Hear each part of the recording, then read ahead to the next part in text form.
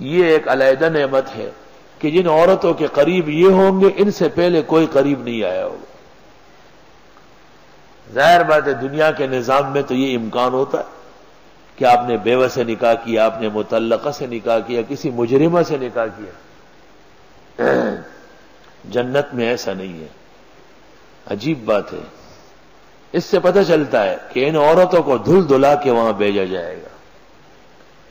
دوسری بات یہ معلوم ہوئی کہ جس طرح انسان عورتوں سے زنا کرتا ہے اس طرح جنات بھی کرتے ہیں. فتاوی شام میں ایسے واقعات درج ہیں اور ان کا حکم لکھا ہے کہ اگر کوئی عورت کہے کہ میرے ساتھ جن زنا کرتا ہے، میں نے ایسا کیس دیکھا ہے. امام ابو حنیفہ کی قبر پر خدا کی کروڑوں رحمتیں ہو، انہوں نے فرمایا نکاح ہو ہی نہیں سکتا. اس وجہ سے جنات امام ابو حنیفہ سے بہت خفا ہے.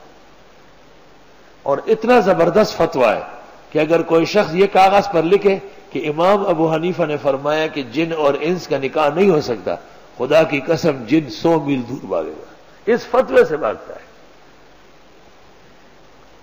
ایک خاتون شکایت کرتی تھی کہ میں جب بھی سوتی ہوں اور اٹھتی ہوں تو مجھے پتہ چلتا ہے کہ مجھ سے کسی نے جمع کیا ہے.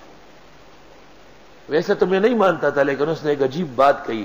اس نے کہا میرا جسم آگ کی طرح جلتا ہے. میں فوراً سمجھ گیا کہ یہ تو جنی ہے، کیونکہ ان کی منی نہیں ہوتی، ان کا شعلہ نکلتا ہے.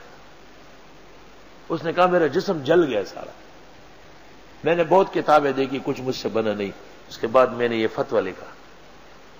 امام محمد کی کتاب الاصل سے میں نے یہ عبارت لکھی کہ امام ابو حنیفہ نے کہا لا نکاح بین الانسی والجنی. اور اس کو میں نے اس کو تعویذ بنا کے جان چھوٹ گئی، قصہ ختم ہو. یہاں ایک بوڑھا سا بابا آیا دفتر کے سامنے، مجھے کہتا ہے کہ صرف ایک امام دنیا میں ابو حنیفہ ہے اور کوئی نہیں ہے. میں نے کہا کہ سارے ائمہ ہیں. کہا آپ ایک امام کے فتوے کیوں لکھتے ہیں؟ میں نے کہا اس لیے کہ میں ایک امام کا ماننے والا ہوں. میں نے کہا آپ کا امام کون ہے؟ یک دم غائب ہو گیا. میں سمجھ گیا کہ یہ بے ایمان تھا بڈھا بابا. یہ جو خواتین بے موسم اور بے موقع عطر خوشبو لگاتی ہے اور بے موقع اٹھتی بیٹھتی ہے، ان سب سے جنات لگ جاتے ہیں.